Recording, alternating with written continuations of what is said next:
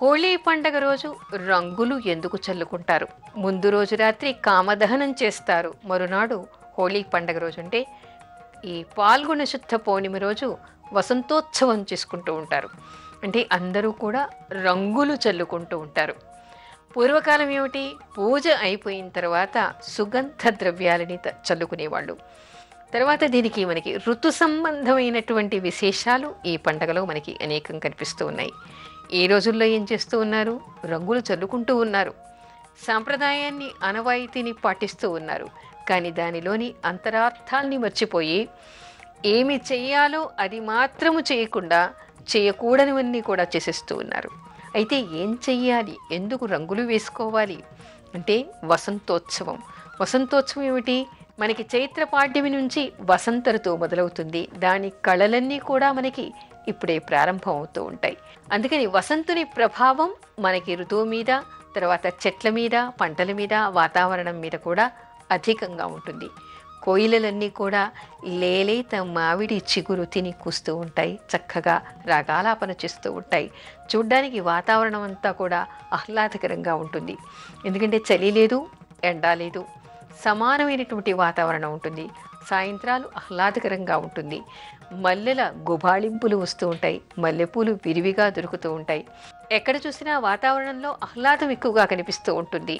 వసంతుడి సయ్యాట మనకి బాగా కనిపిస్తూ ఉంటుంది. ఈ కారణంగా ఏమవుతుంది, అందరిలో కూడా కామోద్దీపనం కలుగుతూ ఉంటుంది.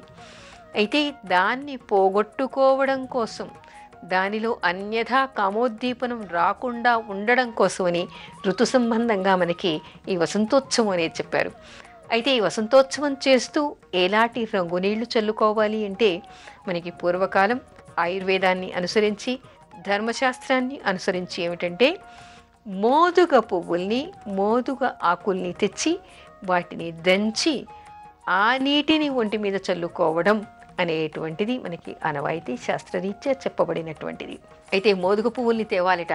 మనకి పల్లెటూళ్ళల్లో, గ్రామీణ ప్రాంతాల్లో, జానపద గేయాల్లో కూడా ఇది కనిపిస్తూ ఉంటుంది. హోళీర హోళీ రంగ కేళిర హోళీ అంటూ మోదుగ పువ్వు అడవికి వెళ్ళి తెచ్చాము, దాన్ని దంచాము, దాన్నంతా కూడా రసంగా చేసి దాన్ని నీళ్లల్లో కలిపి దాన్ని చల్లుకుంటున్నాము అనేటువంటి పాటలు మనకి గ్రామీణుల్లో కనిపిస్తూ ఉంటాయి.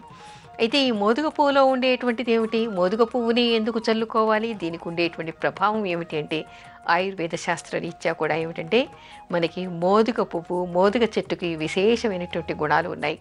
అందుకే బ్రహ్మచారికి మనకి ఒడుగు చేసేప్పుడు, ఉపనయనం చేసేప్పుడు కూడా మోదుగ కర్రను తెచ్చి చేతిలో పెడతారు. దానికి సంకేతం ఏమిటంటే కామోద్దీపనాన్ని తగ్గిస్తుంది. వటువుకి ఎలా ఉండాలి, విద్యాభ్యాసం కోసం పెడుతూ ఉన్నాడు. ఈలాంటి అన్యథా చింతలు ఆ ఉపనయనం జరిగినటువంటి బ్రహ్మచారికి ఉండకూడదని చెప్పేసి ఈ మోదుగ దండాన్ని చేతిలో పెడుతూ ఉంటారు. అదేవిధంగా ఇక్కడేమిటి, మనకి ఈ మోదుగ చెట్టులో ఉండేటువంటి గుణాలు ఏమిటి అంటే ఆ మోదుగ చెట్టు ఆకులని, పువ్వులని దంచి నీళ్లలో కలిపి ఒంటి మీద చల్లుకోవటం వల్ల కామోద్దీపనం, కామ ప్రకోపం తగ్గిపోతుందిట. ఎందుకంటే ఈ ఋతువులో వసంతుడి ప్రభావం ప్రతి మనిషి మీద కూడా వాతావరణ రీత్యా, ఋతురీత్యా కూడా అధికంగా ఉంటుందిట. అవన్నీ తగ్గించుకోవడం కోసం అని చెప్పేసి దీనికి సంకేతంగా ఏమిటి, మోదుగ పువ్వును దంచి మాత్రమే ఆ నీటిని ఒంటి మీద చల్లుకోవటం వల్ల వీళ్ళలో ఉండేటువంటి అలాంటి ప్రకోపాలన్నీ తగ్గిపోతాయి అని మనకి ఆయుర్వేద శాస్త్రం చెప్తోంది. అదేవిధంగా అందమైన రంగులు ఒంటి నిండా పడినట్టుగా కూడా ఉంటుంది. ఇది వసంతోత్సవంగా చెప్తారు. రంగులు చల్లుకోవాలి, కానీ దానివల్ల మనకి ప్రయోజనం ఉండాలి. దీనిలోని అంతరార్థాన్ని ఎరిగి వాటిని పాటించటం వలన వాళ్ళకి ఆరోగ్యరీత్యా కానీ, ఋతు సంబంధ రీత్యా కానీ అన్ని విధాలా బాగుంటుంది అనేటువంటి విషయాన్ని తెలుసుకోవాలి. డోలా పౌర్ణిమ రోజు ఏం చెయ్యాలి? పాల్గొన శుద్ధ పౌర్ణిమకే డోలా పౌర్ణిమ అనేటువంటి పేరు కూడా ఉంది. అయితే ఈరోజు ఏం చెయ్యాలంటే గోవిందుణ్ణి ఉయ్యలలో వేసి ఊపి పూజ చెయ్యాలిట. అంటే డోలా అంటే మనకి డోలా పౌర్ణిమ అంటే డోలా అంటే మనకి ఉయ్యాల అని అర్థం. ఆ ఉయ్యలలో కృష్ణుణ్ణి పెట్టి పూజ చేయాలి అనేటువంటి విశేషం కనిపిస్తోంది. అలా చేయటం వలన వైకుంఠానికి పెడతారట మరణానంతరం. అంతేకాదు, సంతానం లేనటువంటి వాళ్ళందరూ కూడా గోవిందుణ్ణి ఈ డోలా పూర్ణిమ రోజు ఈ ఉయ్యలలో పెట్టి ఆయనకి పూజ చేసి, ముఖ్యంగా ఈ చూత కుసుమం, అచ్యుత కుసుమమైన ఆమ్ర పుష్పమైన ఒకటే. అదేమిటంటే మామిడి పువ్వు. మామిడి పువ్వులతో పూజించి కృష్ణుణ్ణి ఉయ్యాలలో పడుకోబెట్టి పూజ చేసి ఆ ఉయ్యాల ఊపటం వల్ల, తర్వాత సంతాన గోపాలస్వామి మంత్రాన్ని కానీ లేదా నారాయణ అష్టాక్షరి మంత్రాన్ని కానీ జపించి ఉయ్యలలో కృష్ణుణ్ణి ఊపడం వలన సంతాన ప్రాప్తి కలుగుతుంది అనే విషయం చెప్తారు. అయితే ఇది ఎప్పుడు చేయాలి? మామూలుగా అయితే ఏం చేస్తాం మనం? కృష్ణాష్టమి రోజు కృష్ణుడికి పూజ చేస్తాం. అదేవిధంగా ఇక్కడ డోలా పౌర్ణిమ రోజు కూడా గోవిందుడికి పూజ చేయాలి అనేటువంటి విశేషం మనకి ధర్మసిద్ధులో కనిపిస్తోంది. అంటే ఉదయమే గోమయంతో పూజాస్థలాన్ని అలికేసి అక్కడ ముగ్గులు పెట్టి శంఖు చక్రం తర్వాత అష్టదళ పద్మాన్ని పెట్టి గోవు అడుగుల ముద్రల్ని కూడా అక్కడ వేసి దాని మీద ఒక తెల్లని వస్త్రాన్ని పెట్టి దాని మీద ఒక ఉయ్యలను పెట్టి అక్కడ కృష్ణుడికి పూజ చేసి కృష్ణుడిని ఉయ్యలలో పెట్టి ఊపాలి. పాయసం నైవేద్యం పెట్టాలి. పాలతో చేసినటువంటి అనేక మధుర పదార్థాన్ని చేసి నైవేద్యం పెట్టి అందరికీ పంచి వాళ్ళు తినాలి.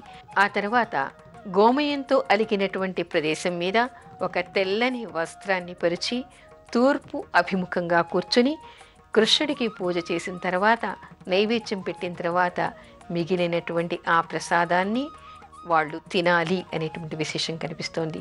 అంటే ఆమ్ర పుష్పాలు తినటానికి కూడా చెట్టు మీదవి కోసుకుని అట్టే తినడం కాదు, ఇక్కడ కృష్ణుడికి ఉయ్యలలో పూజ చేసి లేదా చేయనటువంటి వాళ్ళు కూడా లక్ష్మీనారాయణులకి పూజ చేసి శివపార్వతులకి పూజ చేసి ఆ తర్వాత అక్కడ ప్రసాదంగా పెట్టి ఆ ప్రసాదాన్ని వాళ్ళు భక్షించటానికి కూడా విధానం చెప్పారు.